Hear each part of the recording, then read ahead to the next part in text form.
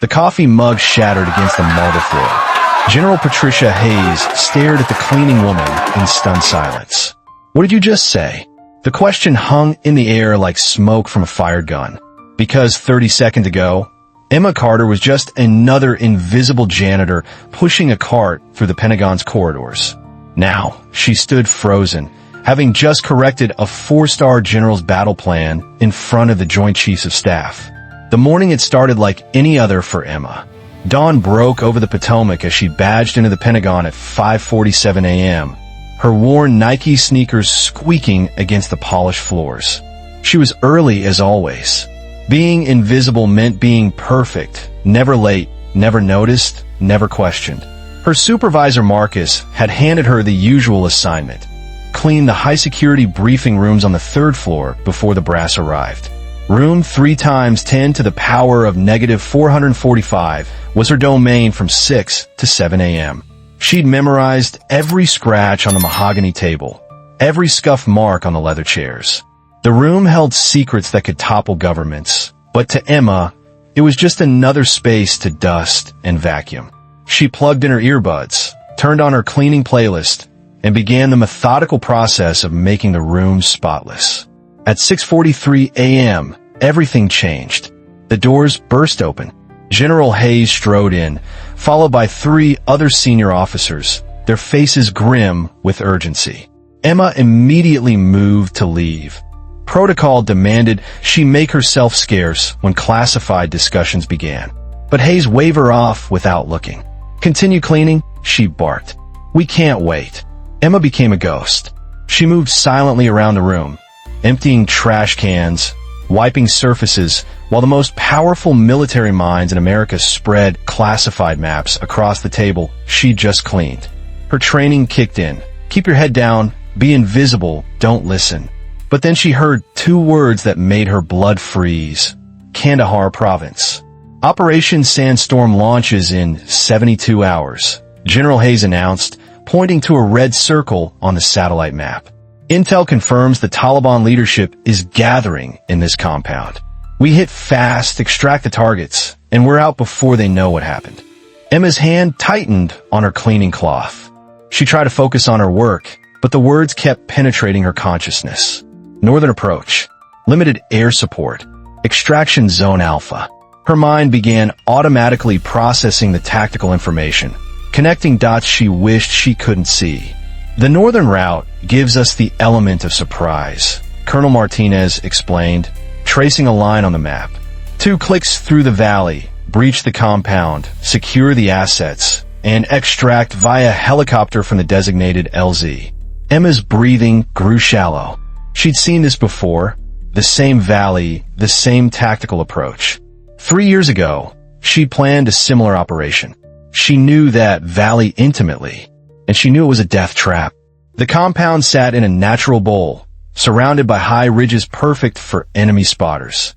The northern approach looked clean on satellite imagery, but ground-penetrating radar had revealed a network of caves and tunnels. Any force moving through that valley would be funneled into a killing field with no escape routes. She tried to block it out. This wasn't her problem anymore. She was Emma Carter, janitor, invisible woman with a cleaning cart. Not Colonel Emma Carter, tactical planning specialist with 2 Bronze Stars and a photographic memory for terrain analysis. But then General Hayes said something that stopped her heart. "We're sending Alpha Company. 36 of our best. 36 soldiers, young men and women who trusted their commanders to bring them home." Emma's hands shook as she sprayed cleaner on the already spotless table. She could see it happening, the Taliban fighters positioned on the ridges, rocket-propelled grenades raining down, no cover, no escape. It would be a massacre. She couldn't stay silent, not when she knew what would happen. Emma straightened up slowly, her heart hammering against her ribs. Every instinct screamed at her to stay quiet, to remain invisible. But 36 lives hung in the balance. "Excuse me," she said quietly. Nobody heard her the first time. Emma cleared her throat and tried again, louder. "Excuse me, ma'am." The room fell silent. For of the most powerful people in the American military, turned to stare at the cleaning woman who had dared to interrupt their classified briefing. General Hayes' eyes narrowed to steel points. What? The single word carried enough ice to freeze the Potomac. Emma's mouth went dry. 3 years of careful invisibility, 3 years of building a new life from nothing, was about to crumble. But she couldn't let those soldiers die. The northern approach, she said, her voice steadier than she felt. It's a trap. The silence that followed was deafening. Colonel Martinez laughed, a short, harsh sound. I'm sorry, did our janitor just offer tactical advice? Emma felt heat creep up her neck, but she held her ground. The satellite images don't show the cave system. The valley floor looks clear, but it's honeycomb with tunnels. Anyone moving through there will be caught in crossfire from elevated positions they can't see. General Hayes stood slowly, her chair scraping against the floor. And how exactly would a cleaning woman know about classified satellite imagery and cave systems in Afghanistan? The question hung in the air like an executioner's blade. Emma realized she'd revealed too much, said things no janitor should know. But it was too late to stop now. Because I've been there, she said simply. Before anyone could respond, Emma turned and walked out of the room, leaving her cleaning cart behind. Her hand shook as she pressed the elevator button. She'd just destroyed everything she'd worked to build, but she couldn't watch 36 soldiers die for a plan she knew was flawed. The elevator doors closed, and Emma leaned against the wall, her legs suddenly weak. 3 years of carefully constructed invisibility gone in 30 seconds. She thought about Marcus, her supervisor, and the closest thing she had to a friend. He'd hired her when no one else would, asking no questions about her spotty employment history. Marcus had grown up in Detroit, worked 2 jobs to support his daughter's college education, and treated everyone with dignity regardless of their station. He'd taught her that there was honor in honest work, that a person's worth wasn't measured by their job title. Everyone starts somewhere, he'd told her on her first day, handing her a uniform that smelled like industrial detergent. What matters is how you treat people and whether you can look yourself in the mirror at the end of the day. For 3 years, Emma had found peace in that philosophy. She arrived at 5:30 a.m., cleaned her assigned areas with meticulous care, and left at 2 p.m. to her small apartment in Alexandria. No one knew her real name. No one asked about her past. She was just Emma, the quiet janitor who never missed a day and always did exceptional work. Her apartment reflected her invisible life, sparse, functional, designed to leave no impression. A single bed, a small table, 2 chairs she'd bought at a thrift store. The only personal touch was a framed photo on the nightstand.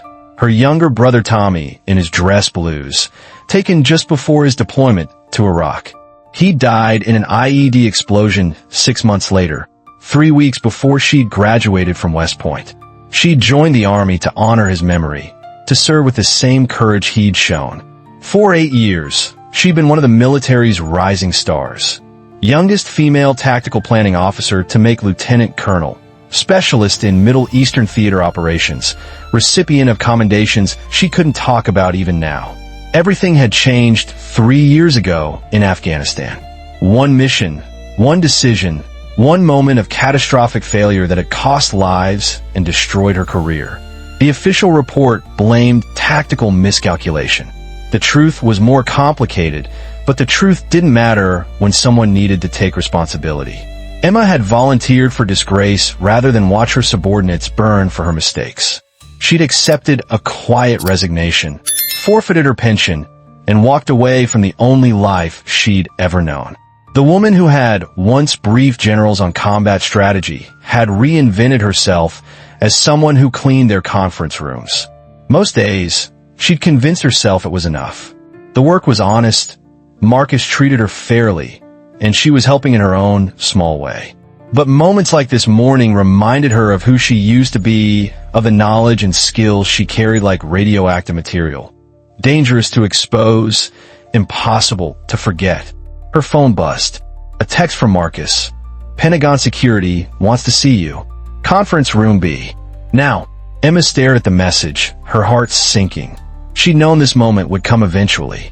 You couldn't correct a general's battle plan and expect to quietly disappear back into invisibility. She gathered her courage and headed back upstairs, toward whatever consequences waited for her. Conference room B was smaller than the briefing room, but somehow more intimidating. 2 Pentagon security officers flanked the door. Their presence made Emma's status clear. She wasn't here as a consultant. She was here as a potential security threat. General Hayes sat at the head of the table, her expression unreadable. Beside her, a woman Emma didn't recognize opened a thick file folder. "Please have a seat, Ms. Carter." Emma sat carefully, her hands folded in her lap.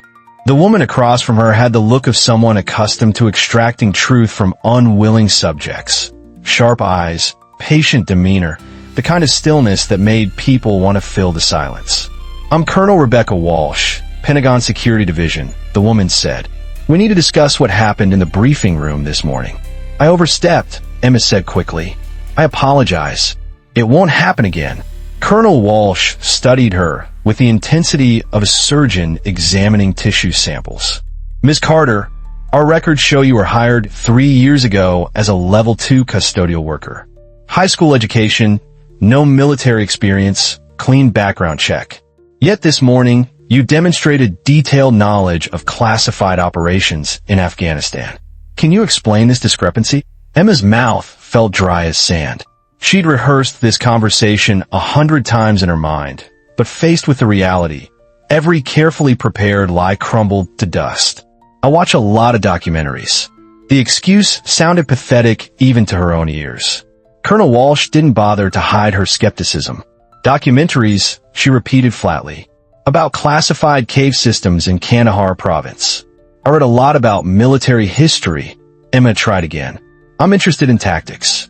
General Hayes leaned forward, her voice cutting through Emma's weak deflections. "The cave system you referenced was discovered by ground-penetrating radar 18 months ago. That information is classified above top secret. It's not in any documentary or history book. So I'll ask you again, how do you know about it?" Emma stared at the table, watching her reflection in the polished wood. She could maintain the lie, play the ignorant cleaning woman who'd made a lucky guess. It would mean investigation, suspicion, probably termination, but her secret would remain buried. The alternative was to open a door she'd welded shut 3 years ago.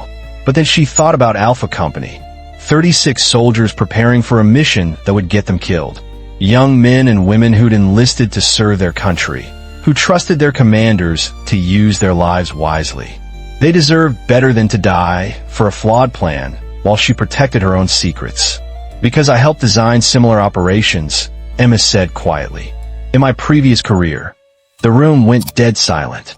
Colonel Walsh's pen stopped moving. General Hayes leaned back in her chair, studying Emma with new interest. "Previous career," Walsh repeated. "Which was what exactly?"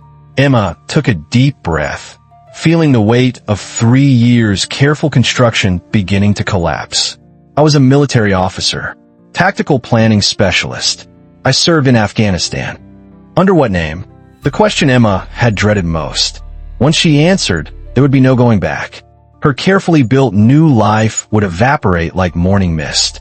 "Lieutenant Colonel Emma Catherine Carter," she said, the rank feeling strange on her tongue after 3 years of silence.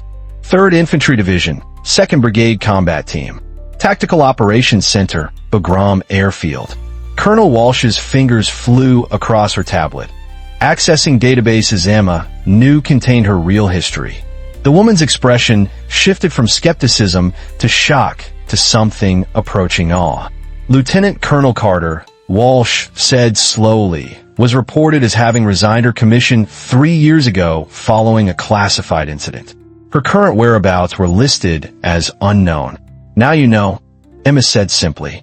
General Hayes stood and walked to the window overlooking the Potomac. When she turned back, her expression had completely changed. The irritation was gone, replaced by professional curiosity and something that might have been respect. "Colonel Carter," she said, using Emma's former rank for the first time, "why are you working as a janitor in the Pentagon?" Emma's laugh held no humor. "Because sometimes taking responsibility means accepting consequences. The Afghanistan incident, Hayes pressed. The after-action report was heavily redacted. What really happened? Emma closed her eyes, letting the memories surface for the first time in months. The mission briefing, the intelligence failure, the sound of helicopters taking fire, the faces of the soldiers who didn't come home. We lost 8 people, she said quietly. 8 good soldiers died because I made the wrong call.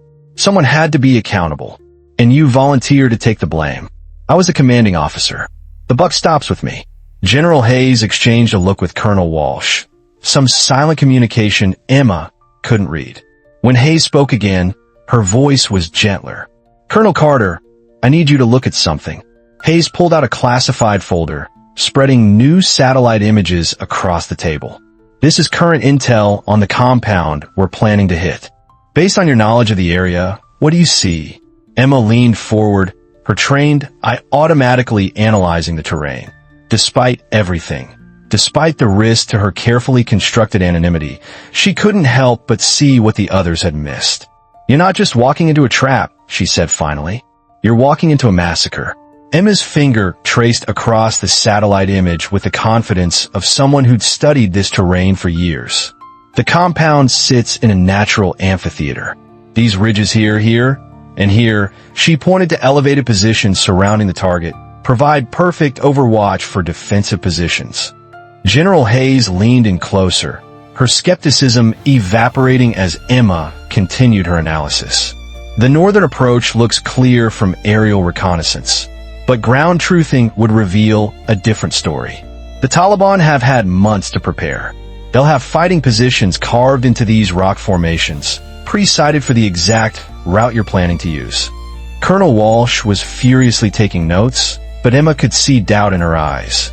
How can you be certain about enemy positions without current intelligence? Emma looked up from the photos, her expression grim. Because I fought these same fighters before. They use a tactic called channeling. They leave one obvious approach open to funnel attacking forces into a predetermined kill zone. The northern route is too convenient, too clean. It's bait. She pointed to another section of the map. Your extraction point is even worse. This plateau might look like perfect LZ, but it's actually a natural bowl with no cover. The moment your helicopters set down, they'll be sitting ducks for RPG fire from multiple directions. The room fell silent as the implications sank in. General Hayes studied Emma with new eyes, seeing not a janitor, but a combat veteran whose warnings might save lives. What would you recommend? Hayes asked quietly. Emma hesitated. 3 years of invisibility, of carefully avoiding any situation that might expose her expertise, warred with her military instincts. But Alpha Company's lives hung in the balance. Western approach, she said finally, pointing to a different route on the map. It's harder, requires more time, but there's actual cover. These valleys here provide concealment from overwatch positions. The terrain is rougher, but it keeps your people alive. She traced a path with her finger. For extraction, forget the plateau. Use this ridgeline instead. It's defensible, provides multiple egress routes, and the enemy can't establish overlapping fields of fire. Colonel Martinez, who had been silent throughout the exchange, finally spoke up. These are significant tactical modifications. What's your assessment of success probability? Emma's response was immediate and confident. Current plan? 20% chance of mission success, 70% chance of significant casualties. Modified approach? 80% success rate, minimal friendly losses. The numbers hung in the air like a verdict. General Hayes walked to the secure phone on the wall. Give me Admiral Morrison, she said. Tell him we need to delay Sandstorm by 12 hours. Priority Alpha. As Hayes spoke quietly into the phone, Colonel Walsh continued her interrogation. Colonel Carter, your service record shows you specialized in exactly this type of operation. Why didn't you speak up sooner? Emma's laugh was bitter. Because my last tactical recommendation got 8 soldiers killed and ended my career. I'm not exactly eager to repeat that experience. What happened in Afghanistan? Walsh pressed. The report we have is mostly redacted. Emma stared at the satellite photos, seeing not just terrain but memories. Faces of soldiers who trusted her judgment, families who'd never see their children again. I made a call based on faulty intelligence. People died because I was wrong. Were you really wrong? General Hayes asked, returning from her phone call. Or were you made a scapegoat for someone else's mistakes? The question hit Emma like a physical blow. For 3 years, she'd accepted responsibility, carried the guilt, convinced herself that she deserved the disgrace. But Hayes' words stirred doubts she tried to bury. I was the commanding officer, Emma said firmly. The responsibility was mine. Responsibility, yes. But blame? That's a different question. Hayes sat back down, her expression intense. Colonel Carter, I'm going to ask you a direct question, and I need an honest answer. If we implement your recommended changes to Sandstorm, will you take tactical responsibility for the operation? Emma felt the weight of the moment. 3 years of hiding, of building a safe, anonymous life, balanced against the lives of 36 soldiers she'd never met. There was no good choice, only the choice she could live with. Yes, she said quietly, I'll take responsibility. General Hayes nodded slowly. Then welcome back to active service, Colonel. We have a mission to plan. The transformation was startling. Emma straightened in her chair, her posture shifting from defensive to commanding. The invisible janitor dissolved, replaced by the tactical officer she'd once been. When she spoke again, her voice carried the authority of someone accustomed to making life and death decisions. We'll need updated intel on enemy troop movements, real-time weather data for the operational window, and confirmation that our extraction assets can reach the revised LZ. I also recommend increasing the support element and having a quick reaction force standing by. Colonel Walsh looked up from her notes, amazement clear in her expression. It's like watching someone come back from the dead. Emma met her gaze steadily. Maybe I am. The briefing room that had felt like an interrogation chamber minutes earlier now hummed with purposeful energy. Maps were spread across the table. Secure phones rang with coordination calls, and Emma found herself once again doing what she did best, planning operations that brought soldiers home alive. For the first time in 3 years, she felt like herself again. The Pentagon's corridors had never felt so different. As Emma walked beside General Hayes toward the secure planning facility, she noticed how the marble floors seemed to gleam brighter, how the portraits of former defense secretaries appeared to watch her passage with new interest. She was no longer invisible. Colonel, Hayes said as they approached a door marked with security warnings in 3 languages. Before we proceed, I need to understand something. Why the elaborate deception? Why not simply apply for a position that matched your qualifications? Emma paused before the biometric scanner, her reflection multiplied in the polished steel. Because Lieutenant Colonel Emma Carter was persona non grata. Her security clearance was revoked, her fitness for duty questioned. Emma Carter, the janitor, had a clean background check and no complicated history. The scanner beeped, and surprisingly, the door unlocked. Hayes noticed Emma's shock. Your clearance was suspended, not permanently revoked, Hayes explained. Sometimes the Pentagon moves slowly, but we don't burn good officers without cause. The secure planning facility buzzed with controlled chaos. Officers hunched over computer terminals. Satellite feeds streamed across wall-mounted monitors, and the air hummed with the tension of ongoing operations. Emma felt a familiar rush. The electric atmosphere of a tactical operations center where decisions measured in seconds could save or cost lives. Captain Jennifer Morrison, an intelligence analyst with prematurely gray hair, looked up as they entered. General, we've got the updated intel you requested on the Kandahar compound. She paused, noticing Emma. I'm sorry, ma'am, but civilians aren't authorized in this facility. Captain Morrison, meet Colonel Emma Carter, Hayes said smoothly. She'll be consulting on Sandstorm. Morrison's expression shifted from confusion to recognition to disbelief. Colonel Carter? The Colonel Carter from the Helmand Province operation? But you're dead. Emma finished wryly. Professionally speaking, yes. But apparently, reports of my demise were greatly exaggerated. As word spread through the facility, Emma felt the weight of stares and whispered conversations. She'd forgotten how small the military community really was, how quickly news traveled through the ranks. Within minutes, she went from anonymous janitor to celebrity war hero to cautionary tale. Major David Chun, whom Emma recognized from her previous tours, approached with obvious discomfort. "Colonel, I have to ask, what's your current status? Are you officially reactivated?" It was a good question, one Emma hadn't considered in her rush to help with the mission.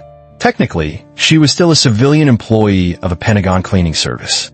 Her offer to take tactical responsibility for Sandstorm had no legal foundation. General Hayes, overhearing the conversation, made a quick phone call. "Secretary Morrison? Patricia Hayes. I need an emergency reinstatement authorization." "Yes, sir. I understand the irregularities." "No, sir, it can't wait." While Hayes negotiated Emma's official status, Colonel Walsh pulled her aside. "Colonel Carter, I've been reviewing your service record in detail. The Afghanistan incident that ended your career. There are some inconsistencies in the official report." Emma tensed, such as timeline discrepancies, communication logs that don't match the narrative. And most interesting, several officers from your unit have submitted contradictory statements over the past 3 years. Walsh lowered her voice. "I think you were railroaded." The words hit Emma like a physical blow. For 3 years, she'd carried the weight of responsibility for 8 deaths, accepting that her tactical failures had cost lives. The possibility that she'd been wrongly blamed was almost too painful to consider. "Even if that's true," Emma said quietly, "those soldiers are still dead." "Yes, but maybe they didn't die because of your mistakes." Before Emma could respond, an alarm chimed throughout the facility. Captain Morrison called out urgently, "General, priority flash message from Bagram. Taliban forces are moving toward the compound. Intelligence suggests they know about Sandstorm." The room erupted in controlled chaos. Officers rushed to their stations. Communications lit up with urgent traffic, and Emma felt the familiar adrenaline spike of a developing crisis. Her 3 years of enforced civilian life evaporated as military instincts took over. "Time of target compromise?" she asked automatically. "Estimated 6 hours before the window closes," Morrison replied. Emma moved to the planning table, her mind already processing contingencies. "We need to accelerate the timeline. If they're repositioning forces, it changes everything." General Hayes rejoined them, ending her phone call. "You're officially reactivated as of 5 minutes ago, Colonel. Temporary assignment to Special Operations Command, pending full review." She looked around the bustling facility. "Now, what's our situation?" Emma pointed to the incoming intelligence reports.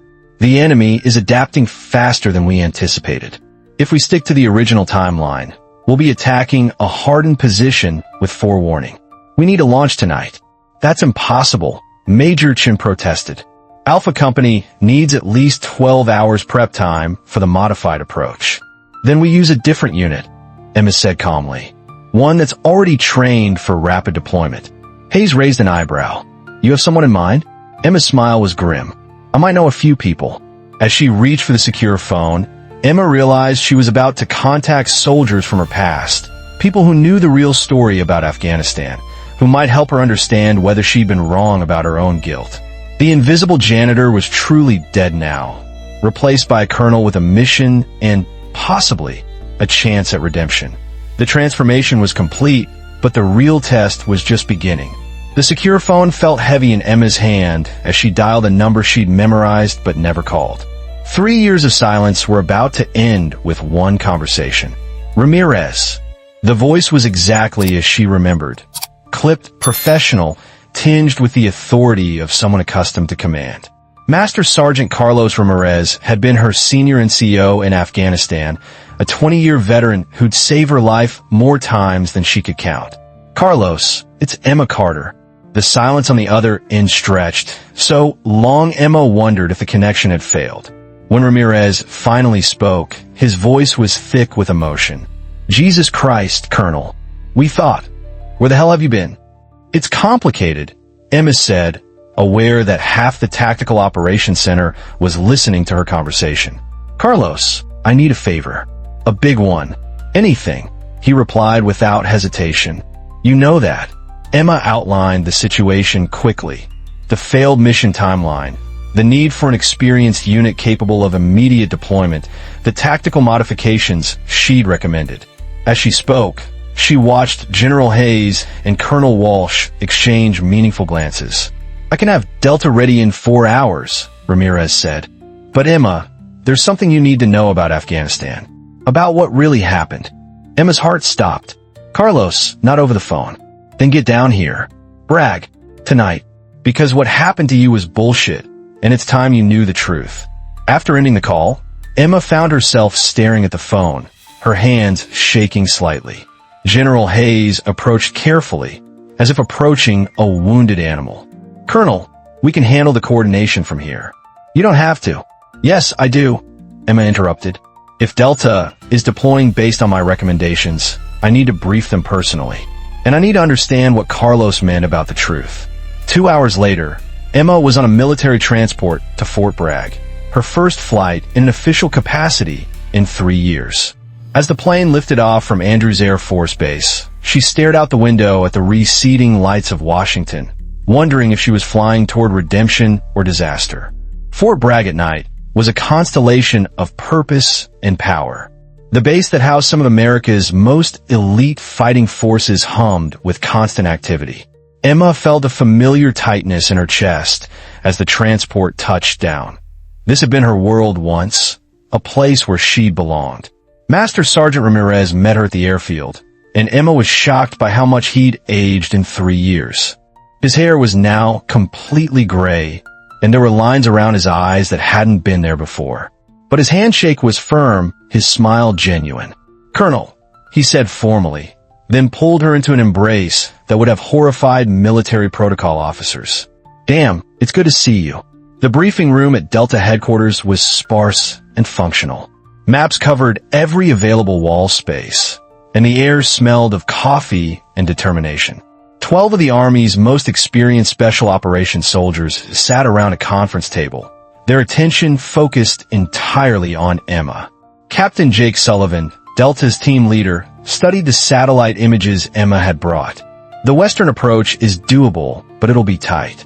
The timeline you're proposing doesn't leave much margin for error. There isn't any margin for error, Emma replied. The enemy knows we're coming.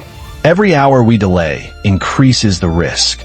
She walked them through the tactical plan step by step, using her intimate knowledge of the terrain to highlight threats and opportunities the satellite imagery couldn't reveal. The soldiers asked sharp questions, probing for weaknesses, testing her assumptions. It felt like coming home. Questions, Emma asked after finishing her presentation. Sergeant First Class Maria Santos raised her hand. Colonel, with respect, why should we trust the tactical judgment of someone whose last mission got 8 soldiers killed? The room went dead silent. Emma felt every eye on her, measuring her response. It was the question she'd asked herself 1,000 times over the past 3 years. Because, she said quietly, I've spent 3 years learning from those mistakes. And because the alternative is watching Alpha Company die for a plan I know is flawed. Ramirez cleared his throat. Before we go any further, the colonel needs to hear something. He looked around the room at faces Emma recognized from her previous deployments. Everyone here was in Afghanistan 3 years ago. Everyone here knows what really happened. Emma's mouth went dry. Carlos, don't. You took the blame for Lieutenant Colonel Brennan's fuck-up, Ramirez said bluntly.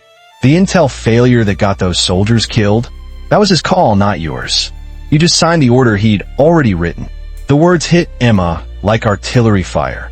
She sank in her chair, the room spinning around her. That's not. The after-action report clearly stated. The after-action report was fiction, Sergeant Santos said angrily. Brennan needed a scapegoat, and you volunteered. Meanwhile, he got promoted and you disappeared. Captain Sullivan leaned forward. Colonel, half the officers in this room submitted statements contradicting the official report. Did you ever see them? Emma shook her head, unable to speak. Of course not, Ramirez said bitterly. Because they didn't fit the narrative. Brennan had friends in high places who needed the scandal to disappear quietly. The revelation shattered 3 years of carefully constructed guilt and self-blame. Emma had built her entire post-military identity around accepting responsibility for a failure that wasn't entirely her fault. The foundation of her exile had been built on lies. "Why didn't you tell me?" she whispered. "We tried," Santos said, "but you'd already fallen on your sword and disappeared. We've been looking for you ever since." The briefing room fell into heavy silence as Emma processed the magnitude of what she'd just learned. 3 years of self-imposed exile. 3 years of carrying guilt that wasn't entirely hers to bear. 3 years of believing she'd failed the soldiers under her command. "Tell me everything," she said quietly, her voice steady despite the emotional earthquake shaking her foundation. Ramirez pulled out a thick folder, personal copies of documents he'd kept against regulations. The original intelligence assessment for Operation Wolverine came from Lieutenant Colonel Brennan's sources. He insisted the compound was lightly defended, that we could go in fast and light. Emma remembered that briefing vividly. She questioned the intel, suggested a more cautious approach, but Brennan had overruled her concerns.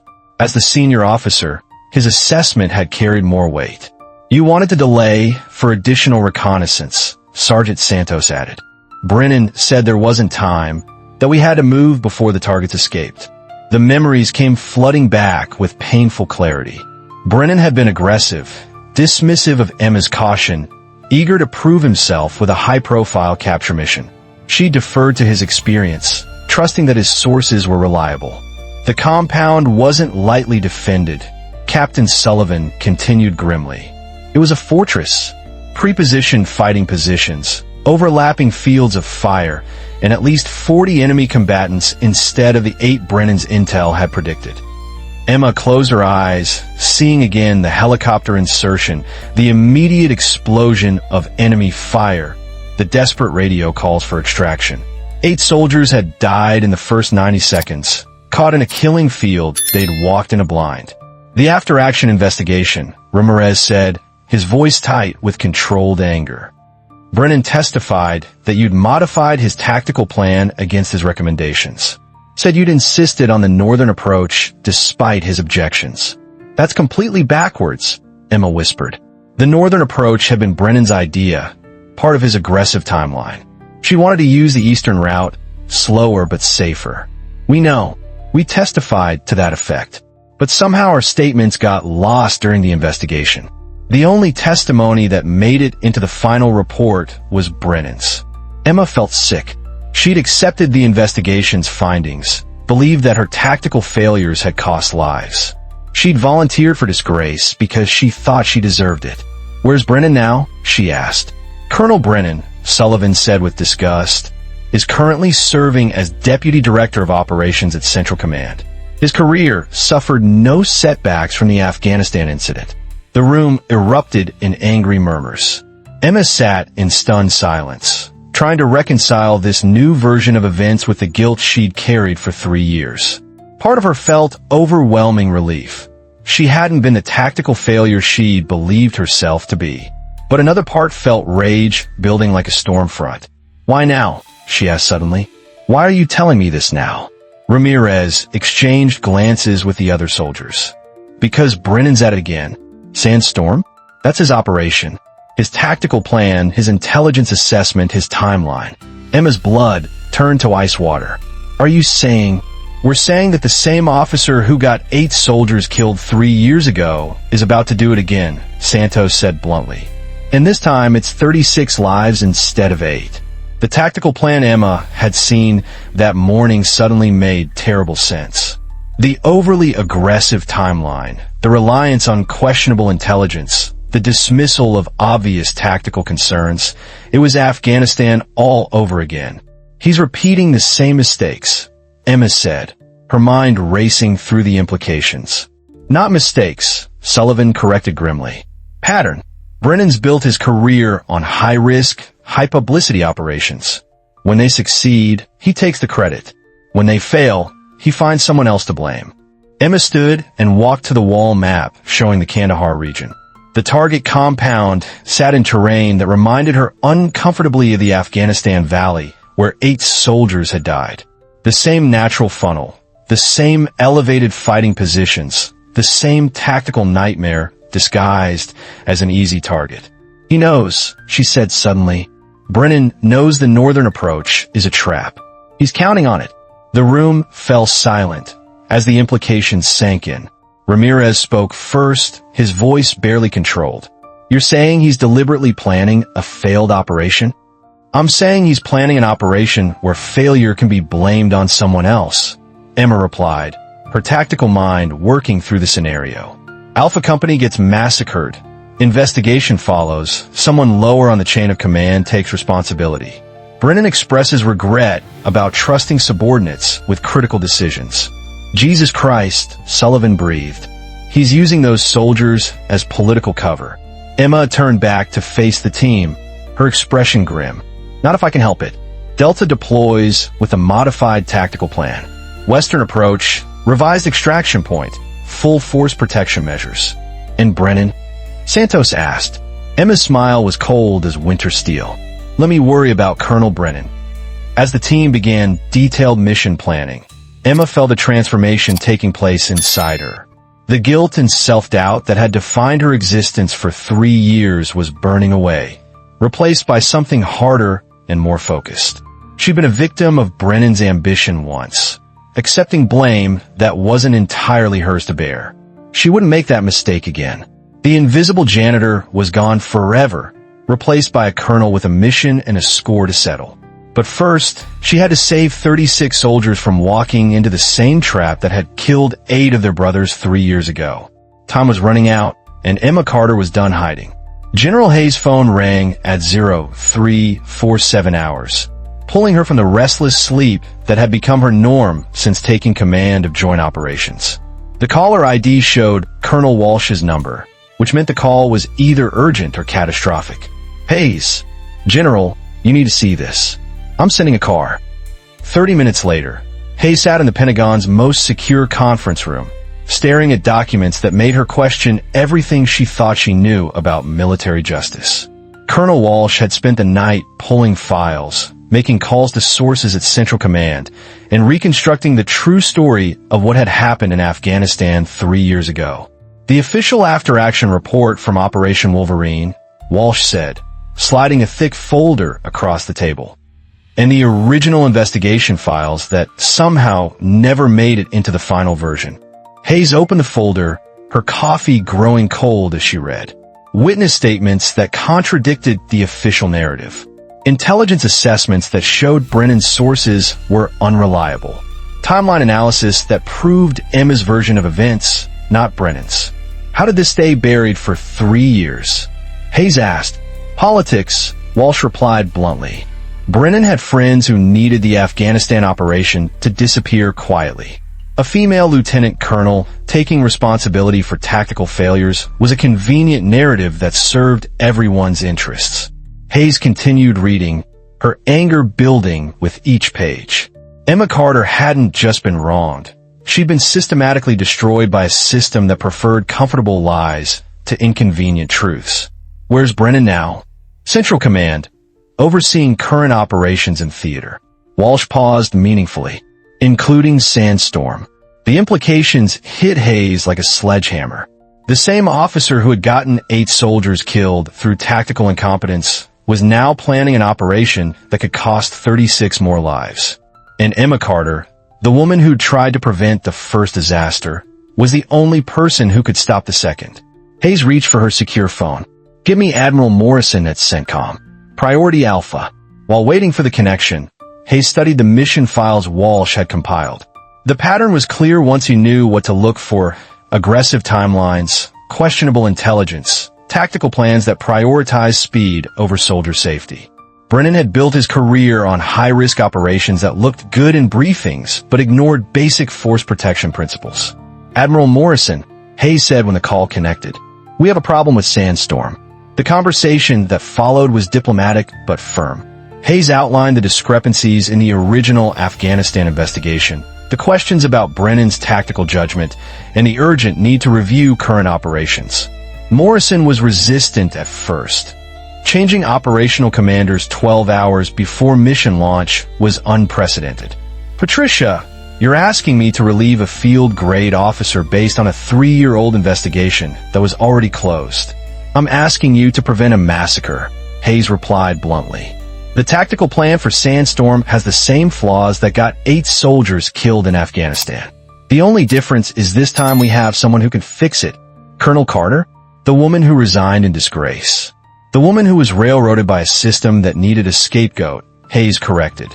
Tom, I've got 12 Delta operators who were there 3 years ago. They'll testify that Brennan falsified his testimony and buried evidence that would have exonerated Carter. The silence on the other end stretched long enough that Hayes wondered if the connection had failed. When Morrison finally spoke, his voice was grim. What do you need? Brennan relieved of operational command immediately. Carter reinstated as tactical advisor for Sandstorm, and a full investigation into what really happened in Afghanistan. Done. I'll have the orders cut within the hour. After ending the call, Hayes turned to Walsh. How long to get Colonel Carter back here? She's still a brag with the Delta team. I can have her back by 0800. Hayes nodded, then made another call, this one to the Secretary of Defense. The conversation was brief but consequential. By dawn, Emma Carter would be officially vindicated, Brennan would be facing a career-ending investigation, and Sandstorm would proceed under completely new tactical parameters. But Hayes knew the real victory wasn't administrative. It was the look she'd seen in Emma's eyes when she'd started planning again. The transformation from defeated janitor to confident officer. The system had tried to break her, but 3 years of cleaning floors and emptying trash cans hadn't destroyed the tactical genius that made her one of the Army's most promising officers. Hayes spent the remaining hours before dawn reading Emma's complete service record, the unredacted version that showed a pattern of innovative thinking, successful operations, and soldier welfare that contradicted everything in Brennan's version of events. She'd been a rising star, marked for general officer rank before Afghanistan destroyed her career. Now, she had a chance to reclaim not just her reputation, but her purpose. At 0630, Hayes received confirmation that Brennan had been relieved of command and was en route to Washington for questioning. The Sandstorm tactical plan had been completely revised based on Emma's recommendations, and Delta Team was preparing for deployment under the new parameters. At 0700, Emma Carter walked back into the Pentagon as an officially vindicated officer with her security clearance restored and her record corrected. The janitor's uniform was gone, replaced by ACUs with lieutenant colonel rank insignia that reflected her true status. Hayes met her at the security checkpoint personally. Colonel Carter, welcome back. Emma's response was characteristically direct. Thank you, General. How soon can we get Delta airborne? T-minus 4 hours, Hayes replied. But first, there's someone you need to see. This someone was Colonel David Brennan, currently sitting in an interrogation room 2 floors below, facing questions about falsified reports, buried evidence, and professional misconduct. The confrontation between Emma and her former tormentor would provide closure for one and consequences for the other. Justice, Hayes reflected, was sometimes slow in coming, but it was worth the wait. The interrogation room felt smaller than the Pentagon briefing rooms, but somehow more significant. Emma stood outside the door, her hand hesitating over the handle. 3 years of carefully buried anger threatened to surface as she prepared to face the man who had destroyed her career and was now endangering more soldiers. General Hayes placed a supportive hand on her shoulder. You don't have to do this, Colonel. We have enough evidence to proceed without your direct confrontation. Yes, I do, Emma replied quietly. Those 8 soldiers in Afghanistan deserve to have the truth heard, and the 36 heading into harm's way deserve to know their mission isn't being planned by the same man who got their brothers killed. Emma opened the door and stepped into her past. Colonel David Brennan looked exactly as she remembered. Perfectly pressed uniform, confident posture, the kind of smile that suggested he viewed life as a game he was certain to win. But there were new elements, stress lines around his eyes, tension in his shoulders, the subtle signs of a man whose carefully constructed facade was beginning to crack. Emma, he said with practiced warmth, as if greeting an old friend rather than the woman whose career he destroyed. I heard about your interesting career change. Custodial work? Really? Emma sat across from him, her expression unreadable. Colonel Walsh activated the recording equipment while General Hayes took a position near the door. Let's talk about Afghanistan, Emma said simply. Brennan's smile faltered slightly. Ancient history. I thought we'd move past all that unpleasantness. 8 dead soldiers isn't unpleasantness, Emma replied, her voice cold as Arctic steel. It's a tragedy that demands accountability, which you provided by accepting responsibility, Brennan said smoothly. Very noble, really. Taking the fall for tactical failures that were clearly beyond your experience level. Emma felt the familiar rage building, but kept her voice level. Whose tactical plan was it, David? The northern approach through the valley. Whose idea was that? Yours, obviously, as documented in the official report. Emma opened the folder she'd brought from Bragg. Funny thing about documentation. Sometimes the real evidence survives, even when people try to bury it. She spread witness statements across the table. 12 soldiers from our unit, all testifying that you insisted on the northern approach despite my objections. Brennan glanced at the documents, but maintained his composure. Unreliable witnesses. Combat stress affects memory. All 12 of them, including Master Sergeant Ramirez, who's been in combat for 20 years. Emma leaned forward. Or maybe you're saying that 12 experienced soldiers are lying to protect someone who is already disgraced. For the first time, Brennan's confidence wavered. He hadn't expected the witnesses to surface, hadn't counted on Emma's ability to gather evidence from beyond the grave of her military career. The investigation was thorough, he said, falling back on official talking points. The conclusions were based on all available evidence. All available evidence that you allowed to be available, Colonel Walsh interjected. She placed a new document on the table, communication logs from the operation. These radio transcripts show Colonel Carter arguing against the northern approach up until the moment of insertion. Brennan studied the transcripts, his face pale. Where did you get these? From sources you didn't think to silence, Emma said. People who believed in justice more than career advancement. General Hayes stepped forward. Colonel Brennan, we also have your current tactical plan for Sandstorm. Remarkably similar to the Afghanistan operation. Same aggressive timeline. Same reliance on questionable intelligence. Same disregard for force protection. Sandstorm is a completely different operational environment, Brennan protested. Same terrain characteristics, Emma corrected. Same tactical vulnerabilities. Same potential for catastrophic failure. She stood and walked to the wall map. Tell me, David, when Alpha Company gets slaughtered in that valley, who's going to take responsibility this time? The question hung in the air like a challenge. Brennan's carefully maintained facade finally cracked, revealing the ambitious officer who viewed soldiers as expendable resources in his quest for advancement. You always were too cautious, he said bitterly. Always questioning, always slowing things down. That's why you never had what it takes for senior command. And you always mistook recklessness for courage, Emma replied. The difference is my caution was about bringing soldiers home alive. Your aggression was about creating impressive after-action reports. Colonel Walsh leaned forward. Colonel Brennan, we have enough evidence to convene a general court-martial on charges of filing false official statements, conduct unbecoming an officer, and negligent homicide. Your career is over. Brennan looked around the room, finally understanding that his network of protection had collapsed. 3 years of successful cover-up had unraveled in a single night. What do you want? He asked quietly. The truth, Emma said simply. All of it. On the record. The real story of what happened in Afghanistan, and an acknowledgement that 8 soldiers died because of your tactical failures, not mine. The confession that followed was painful, but necessary. Brennan admitted to falsifying the after-action report, burying witness statements that contradicted his narrative, and using political connections to ensure Emma took sole responsibility for the mission failure. He'd built his subsequent career on her disgrace, earning promotions while she cleaned floors. As Brennan signed his formal statement, Emma felt a weight lifting from her shoulders that she'd carried for 3 years. The guilt, the self-doubt, the belief that she'd failed her soldiers, all of it evaporated in the face of documented truth. One more thing, Emma said as guards prepared to escort Brennan to detention.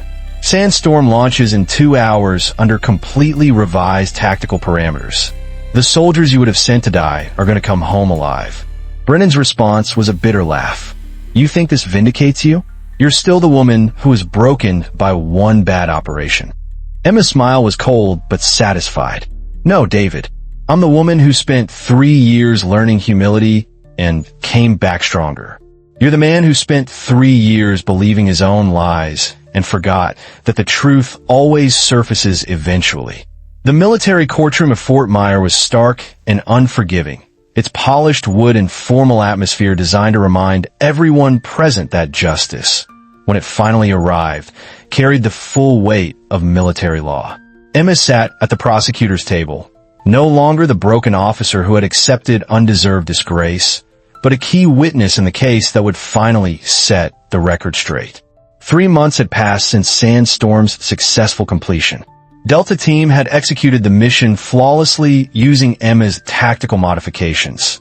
0 casualties, all objectives achieved, intelligence gathered that prevented 3 additional terrorist attacks. The contrast with Brennan's original plan couldn't have been more stark. Colonel David Brennan sat at the defense table, his uniform stripped of ribbons and decorations, facing charges that could end not just his career, but potentially his freedom. The man who had once commanded with arrogant confidence now appeared diminished, his political protectors having abandoned him as soon as the evidence became public. The prosecution calls Lieutenant Colonel Emma Carter, announced Major Sarah Chun, the JAG officer leading the case.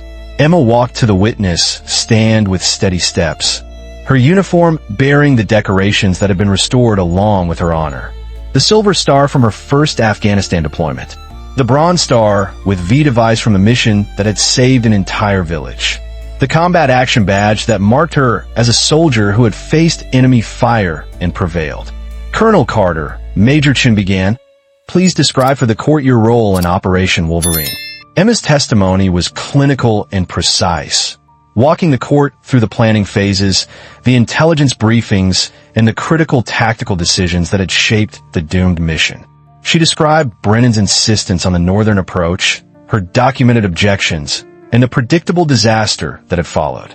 At any point during the planning phase, did you support the tactical plan that was ultimately executed? Chin asked. Never, Emma replied firmly. I submitted 3 separate memos outlining my concerns about the approach route, the intelligence assessment, and the extraction timeline. All were overruled by Colonel Brennan. The defense attorney, Captain Rodriguez, rose for cross-examination with the aggressive confidence of someone representing a client who still believed political connections could overcome evidence.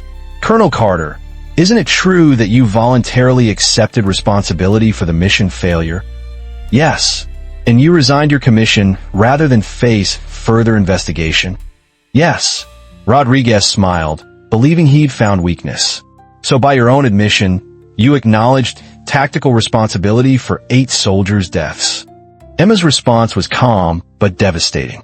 I accepted institutional responsibility as the commanding officer. That's different from tactical responsibility for planning failures that weren't mine. Yet you never protested the investigation's findings at the time.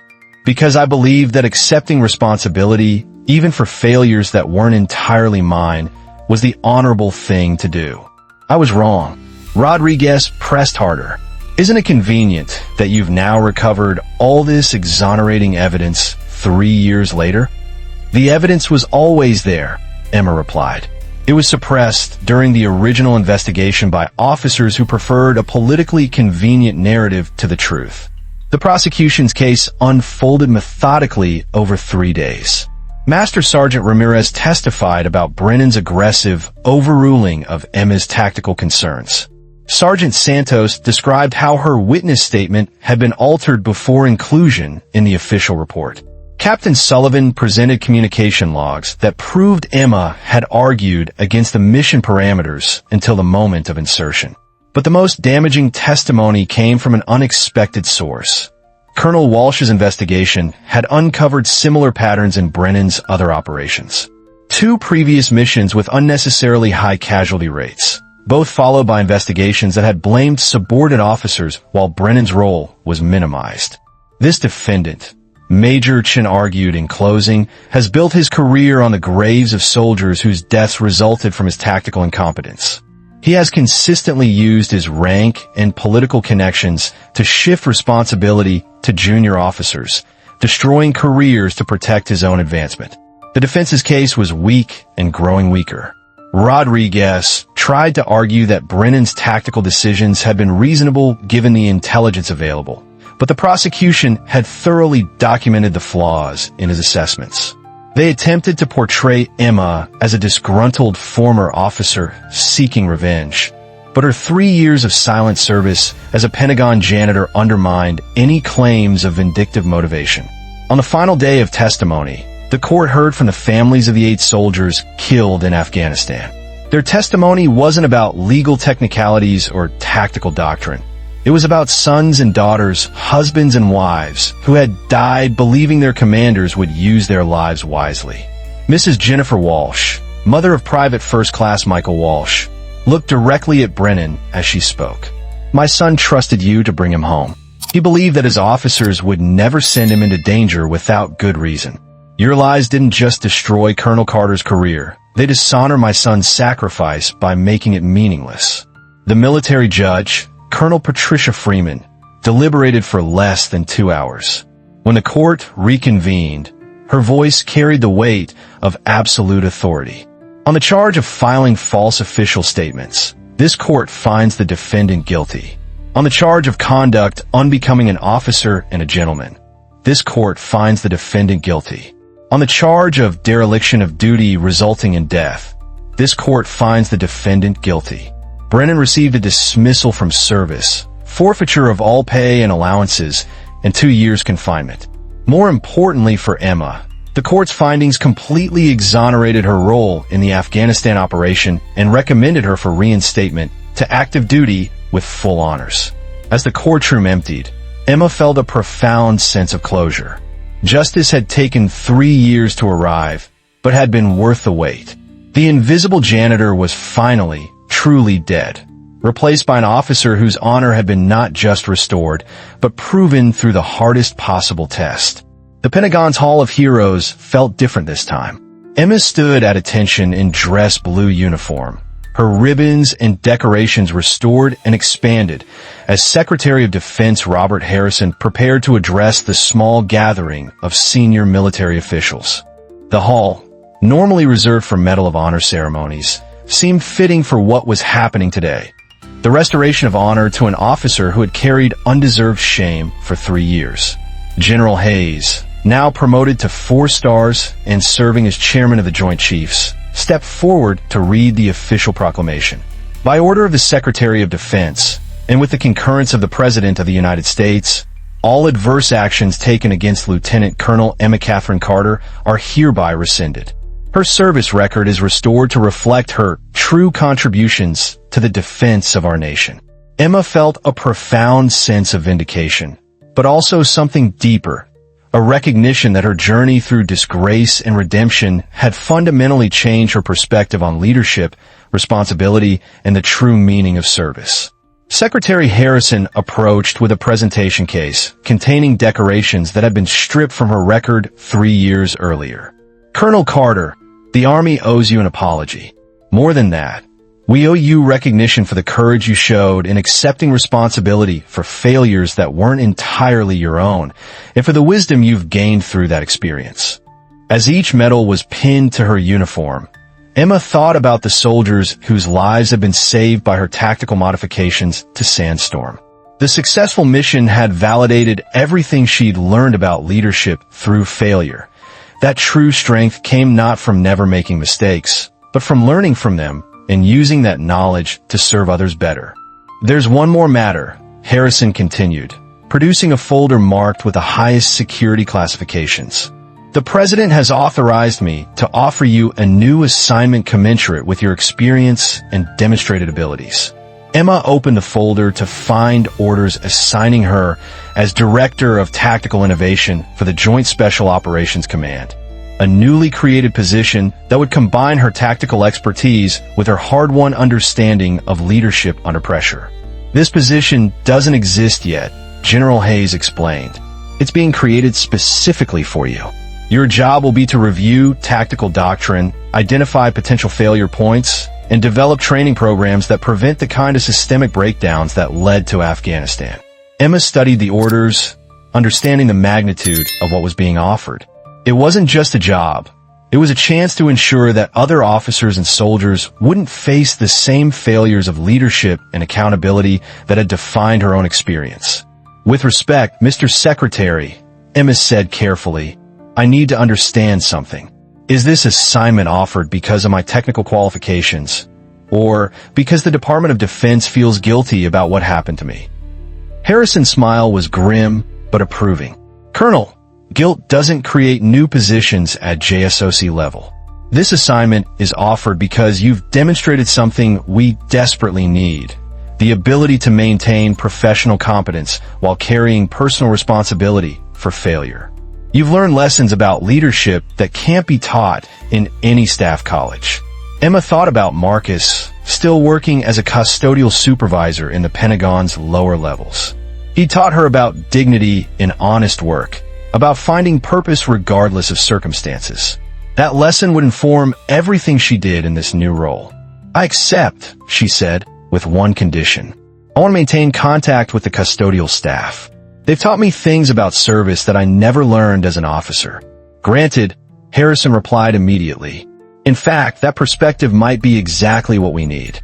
After the ceremony, Emma found herself alone with General Hayes in a small conference room overlooking the Potomac. The general poured coffee from a service she'd brought for the occasion. How does it feel? Hayes asked. Emma considered the question carefully. Complicated. 3 years ago, I thought my career was defined by failure. Now I understand that failure was just one chapter, not the whole story. The real test isn't how we handle success, Hayes observed. It's how we handle failure, learn from it, and use that knowledge to serve others better. Emma nodded, thinking about the soldiers she'd worked with at Fort Bragg, the staff officers who'd supported her during the investigation, and even the custodial workers who'd shown her the dignity in honest labor. Each had taught her something about leadership that her previous success had never revealed.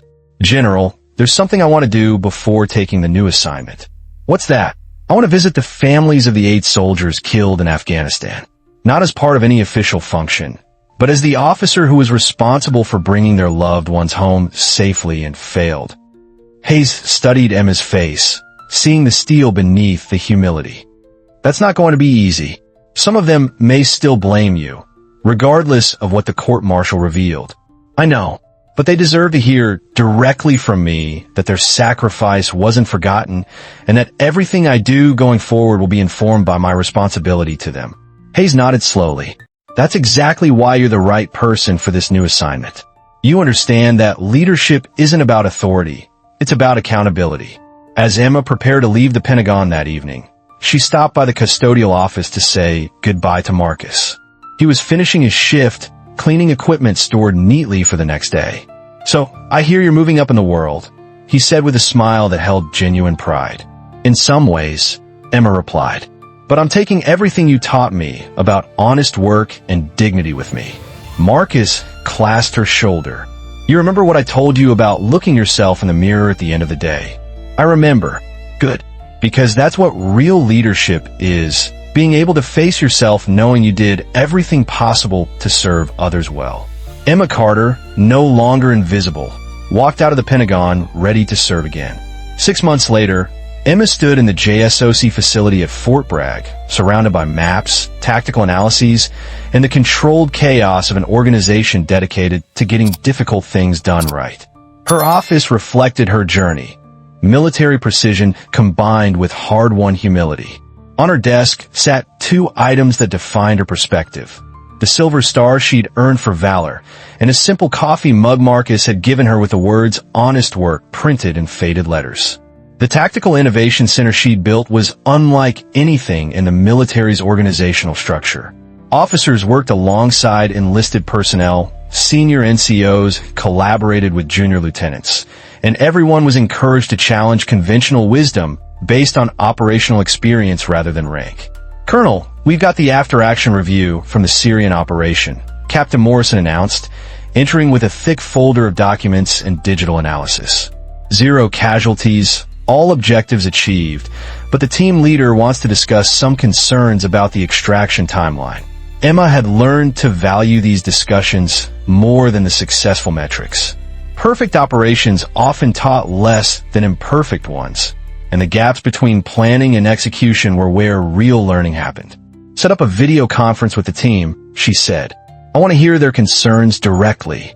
This was her new normal. Constant dialogue with operators in the field, systematic analysis of tactical doctrine, and the development of training programs that prepared leaders for the reality of imperfect information and unexpected challenges. Every lesson was filtered through her understanding that tactical brilliance meant nothing if it didn't bring soldiers home alive. Her secure phone rang, displaying General Hayes' number.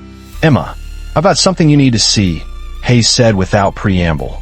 "New intelligence about a Taliban cell that's been planning attacks on American installations. The tactical signature looks familiar." Emma felt a chill of recognition. Brennan's methodology? Exact same pattern. Aggressive timeline, minimal force protection, reliance on single-source intelligence. The field commander is pushing for immediate action. Emma was already reaching for her secure computer terminal.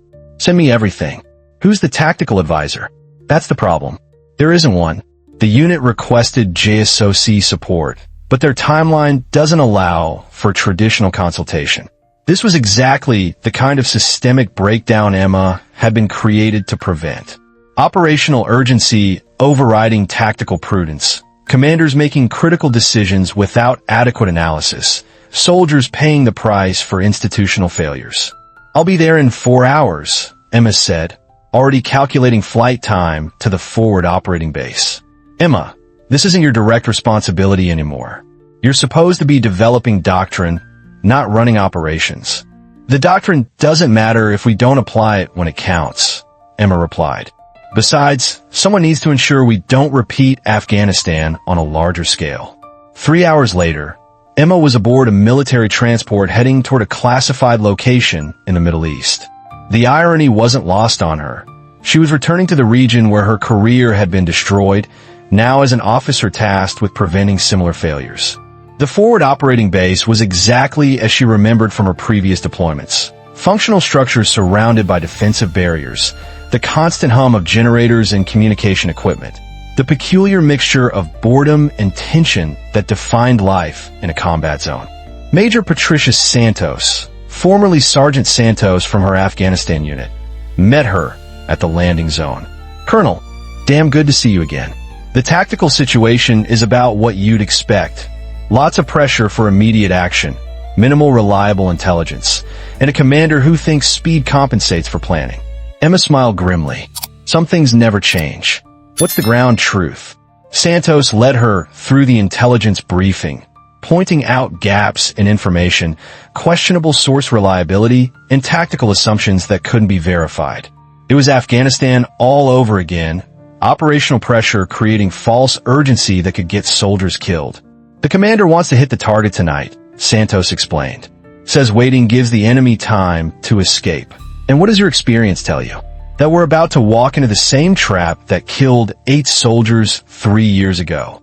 Emma spent the next 2 hours analyzing intelligence, reviewing tactical options, and consulting with soldiers who understood the local environment. The pattern was clear. The proposed operation would likely succeed in reaching the target, but extraction would be catastrophic. Her recommendation was simple: delay for additional reconnaissance, modify the approach route, and increase the extraction force. The field commander's response was predictably negative. "Colonel Carter, I appreciate your input, but we can't wait. The intelligence window is closing." Emma looked at the young lieutenant colonel, seeing her own younger self in his eagerness to prove himself through aggressive action. "Sir, I respectfully disagree. The intelligence window isn't closing. It's revealing that this operation, as currently planned, will cost American lives unnecessarily. The conversation that followed was difficult but necessary. Emma used her authority as JSOC tactical advisor to override the field commander's timeline, implementing the same kind of careful analysis that had saved Alpha Company during Sandstorm. 48 hours later, the modified operation succeeded completely. The target was neutralized, intelligence was gathered, and every soldier returned home safely. The original plan would have resulted in casualties that Emma calculated at 60% probability. As she prepared to return to Fort Bragg, Emma reflected on how her perspective on success had evolved. 3 years ago, she'd measured achievement by mission completion and professional advancement. Now, she measured it by soldiers returning home to their families. Her phone buzzed with a text from Marcus. Saw the news about the successful operation. Proud of you. Remember what matters. Emma smiled, understanding that her journey from decorated officer to disgraced janitor to vindicated leader had taught her the most important lesson of all. That true success was measured not by personal achievement, but by service to others. The invisible janitor was gone forever, replaced by an officer who understood that the greatest honor wasn't being seen, but ensuring that others could see their way home safely.